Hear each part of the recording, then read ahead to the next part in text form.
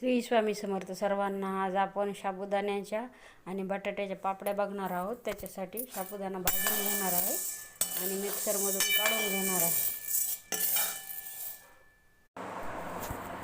साबुदाणा भाजून घेतलेला आहे तूप टाकून.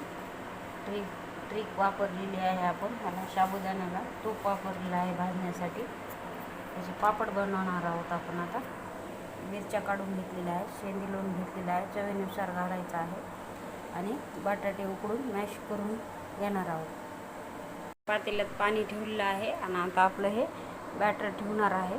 वाफ देऊन घेणार आहे चांगली त्याला. बाकी आलेली आहे पिठाला. आता आपण पापड बनवणार आहोत. पापड ठेवलेले